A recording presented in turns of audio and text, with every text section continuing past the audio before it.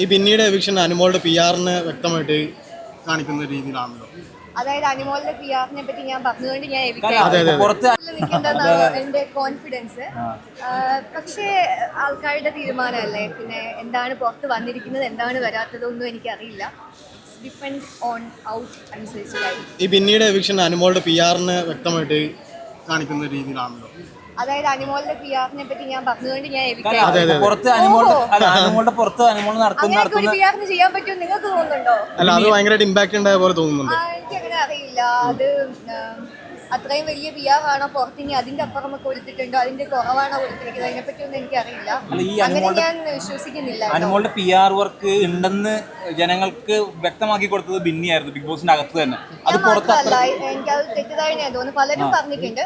ഞാൻ കുറച്ചുകൂടെ ക്ലാരിറ്റിയിൽ പറഞ്ഞേ ഉള്ളൂ. എന്റെ അടുത്ത് വ്യക്തമായി പറഞ്ഞ കാര്യങ്ങൾ ഞാൻ പറഞ്ഞു. ഞാൻ കേട്ടത്, എന്റെ ചെവി കൊണ്ട് കേട്ട കാര്യങ്ങൾ, ഞാൻ കണ്ട കാര്യങ്ങൾ സത്യം മാത്രമേ ഞാൻ പറഞ്ഞിട്ടുള്ളൂ. അതിന് ഉള്ളതാണോ ഇല്ലാത്തതാണോ എന്നുള്ളത് അത് പി ആർ കൊടുത്തവരാണ് പറയേണ്ടത്. എന്റെ അടുത്ത് പറഞ്ഞ കാര്യങ്ങളാണ് ഞാൻ പറഞ്ഞത്. അല്ല, കാരണം തന്നെ ഈ കഴിഞ്ഞ ദിവസം ബിഗ് ബോസിന്റെ കഴിഞ്ഞ വീക്കിലൊക്കെ എല്ലാം പോലെ തന്നെ ഒരു രീതിയിലും അനുമോൾ എന്നുള്ളൊരു ഗെയിമർ ടാസ്കിലൊക്കെ പരാജയമായിരുന്നു. അപ്പോൾ പുറത്ത് സംസാരിച്ചുകൊണ്ടിരുന്നത് തന്നെ അനുമോളുടെ പി ആർ വർക്ക് കൊണ്ട് മാത്രമാണ് ബിഗ് ബോസിനകത്ത് അനുമോൾ നിലനിന്ന് പോകുന്നതെന്നുള്ളൊരു രീതിയിൽ സംസാരം ഉണ്ടായിരുന്നു. ആ സമയത്തായിരുന്നു ബിന്നിയുടെ ഇത്തരത്തിലുള്ളൊരു പരാമർശം. അതുകൊണ്ടാണ് എനിക്കറിയില്ല. എനിക്ക് തോന്നുന്നു അപ്പ് ആൻഡ് ഡൗൺസ് എല്ലാവർക്കും ഉണ്ടാവുന്നുണ്ട്. അനുമോൾ പെർഫോമർ അല്ലാന്ന് ഞാൻ ഒരിക്കലും പറയില്ല. പെർഫോമർ ആണ്. അവിടെയുള്ള ഓരോ കണ്ടസ്റ്റൻസും ഒരു രീതിയിൽ അല്ലെങ്കിൽ വേറൊരു രീതിയിൽ പെർഫോമർ ആണെന്ന് ഞാൻ പറയാം. അതുകൊണ്ടാണ് ബിഗ് ബോസ് തരത്തിലുള്ള ആൾക്കാരെ പിക്ക് ചെയ്ത് കൊണ്ടുവരുന്നത്. പിന്നെ അവർ എത്ര നാൾ പെർഫോം ചെയ്യും, ഏതൊക്കെ രീതിയിൽ ഫെയിലാവും. ചിലപ്പോൾ 1 വീക്ക് ഒരാൾക്കൊരു ഹൈപ്പായിരിക്കും, സെക്കൻഡ് വീക്ക് അവർ ഫോളാവും. അത് ഡിപ്പെൻഡ്സ് ഓൺ ദെയർ ഗെയിം, പിന്നെ കിട്ടുന്ന ടാസ്കുകൾ, ഇടുന്ന എഫേർട്ട്, അതൊക്കെ അനുസരിച്ച്. ബിന്നിനെ പോലെ തന്നെ വേറെ ഒരുപാട് കണ്ടസ്റ്റൻസ് ഉണ്ട്. പക്ഷെ ബിന്നിയുടെ പോലെ ഒരു ബോൾഡ് ആയിട്ടുള്ള കണ്ടസ്റ്റൻസ് ബിഗ് ബോസിൽ ചരിത്രത്തിൽ ഉണ്ടാവില്ല. കാരണം വെച്ചാൽ അത്രത്തോളം ഫേക്ക് അല്ലാത്ത രീതിയിലാണ് ബിന്നിയുടെ ഓരോ ഗെയിമും കാര്യങ്ങളൊക്കെ. പക്ഷെ ഇപ്പോഴും ബിഗ് ബോസിൽ ഗെയിം കളിക്കാതെ അല്ലെങ്കിൽ ഒരു രീതിയിലും ആളുകൾ കാണാത്ത ആൾക്കാർ ഇപ്പോഴും ബിഗ് ബോസിൽ നിലനിന്ന് പോകുന്നുണ്ട്. അപ്പോൾ സാബുമാനെ സംബന്ധിച്ച് സാബുമാൻ്റെ രീതിയിൽ എങ്ങനെയാണ് ബിഗ് ബോസിൽ ഇപ്പോഴും നിലനിൽക്കുന്നതെന്ന് ആർക്കും മനസ്സിലാകുന്നില്ല.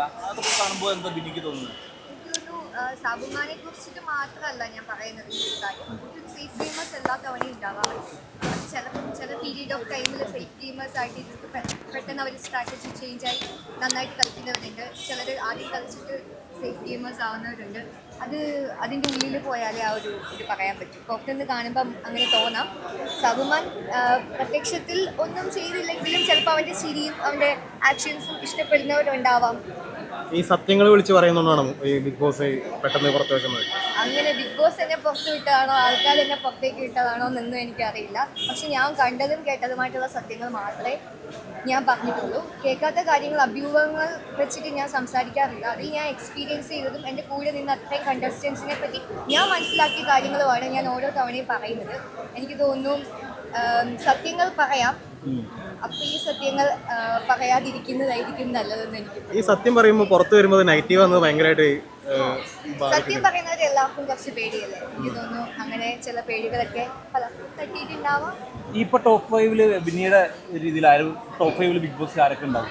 അത് ഇനിയല്ലേ ഗെയിം മാറാൻ പോകുന്നത്. കാരണം ഇനിയുള്ള 4 വീക്സ് ആണ് ഡിസൈഡ് ചെയ്യുന്നത്. എത്രമാത്രം ഓരോരുത്തരും ഇടുന്ന എഫേർട്ട്, എത്രമാത്രം ഗെയിമിനെ അവർ സീരിയസ് ആയിട്ട് കാണുന്നു, ഗെയിം ഫ്ലോപ്പ് ആവാതെ എങ്ങനെ ഇൻഡിവിജ്വലായിട്ട് കളിക്കാം, ഗ്രൂപ്പ് കളി എങ്ങനെ പൊളിയുമോ ഇല്ലയോ, ഇതെല്ലാം ഇനിയാണ് മാറാൻ പോകുന്നത്. അത് എങ്ങനെയും അൺപ്രഡിക്റ്റബിൾ ആണ് എനിക്ക് തോന്നുന്നു.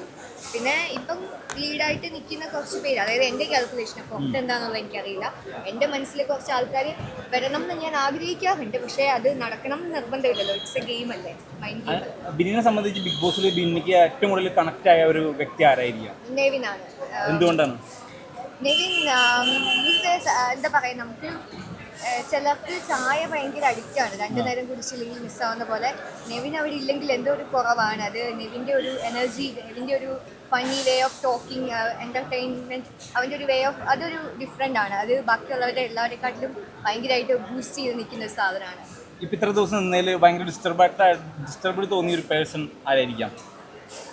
ഏത് രീതിയിലും എല്ലാവരും ഒരു തരത്തിൽ അല്ലെങ്കിൽ വേറൊരു തരത്തിൽ ഏതെങ്കിലും ഒരു പോയിന്റിൽ ഡിസ്റ്റർബ്ഡ് ആയിട്ടും നല്ലതായിട്ടും തോന്നിയിട്ടുണ്ട്. അങ്ങനെ ഒരാളെ മാത്രം എടുത്ത് പറയാൻ പറ്റില്ല. കാരണം ഇതൊരു ഗെയിമല്ലേ. എല്ലാവർക്കും പോസിറ്റീവ് സൈഡും ഉണ്ടായിട്ടുണ്ട്, നെഗറ്റീവ് സൈഡ്സും ഉണ്ടായിട്ടുണ്ട്. അപ്പം അതെല്ലാം കണ്ടുവന്ന ഒരാളെന്ന നിലയ്ക്ക് എനിക്ക് ഒരാളെ മാത്രം അങ്ങനെ കോർണർ ചെയ്ത് പറയണം എന്നൊരു താല്പര്യം. അതുപോലെ ഈ കുത്തിത്തിരിപ്പ് പരാമർശം ഭയങ്കരമായിട്ട് ഇപ്പോൾ വൈറലായിട്ടുണ്ടായിരുന്നു. താങ്കൾ തന്നെ പറഞ്ഞല്ലോ പരാമർശം, ഇതൊരു ഗെയിമല്ല, അപ്പൊ പരാമർശിക്കട്ടെ, അതൊരു പാർട്ട് ഓഫ് ഗെയിമാണ്. അത് ഞാൻ ചെയ്തിട്ടുണ്ടോ ഇല്ലയോ എന്ന് കാണുന്ന ഓഡിയൻസ്, ഫുൾ എപ്പിസോഡ്സ് കാണുന്ന 24/7 കാണുന്ന പ്രേക്ഷകർ കണ്ടിട്ട് പറയട്ടെ, ഞാനാണോ അത്ര പേര് കിട്ടാൻ ഡിസേർവ്ഡ് ആണോ അല്ലയോ. പലരും ഹൗസിലുള്ള പലരും മാറ്റി പറഞ്ഞിട്ടുണ്ട് അത്. സോ ഇറ്റ്സ് എ ഗെയിമിൻ്റെ പാർട്ട് ഓഫ്, അങ്ങനെ ഞാൻ വിചാരിക്കുന്നത്. ഒരാൾ ഒരു പേരിട്ട് തന്നു, പക്ഷെ അത് ഞാൻ അർഹിക്കുന്നില്ല എന്നുള്ളത് അവരിൽ നിന്ന് തന്നെ ബാക്കിയുള്ള കണ്ടസ്റ്റൻസിനെ കൊണ്ട് മാറ്റി പറയിപ്പിച്ചിട്ട് ഇറങ്ങി എന്നുള്ളതാണ് എൻ്റെ ഒരു വിശ്വാസം. അതാണ് എൻ്റെ ഒരു കോൺസെപ്റ്റ്. ഇത് ബിഗ് ബോസ് ചരിത്രത്തിൽ തന്നെ ഈ 6ാമത്തെ സീസണിലായിരുന്നു നമുക്ക് PR വർക്ക് എന്നുള്ള രീതിയിൽ എല്ലാവരും സംസാരിച്ച് തുടങ്ങിയത്. പക്ഷേ ബിഗ് ബോസ് 7 അകത്ത് നിന്ന് ബിന്നി സ്ട്രോങ് ആയിട്ട് PR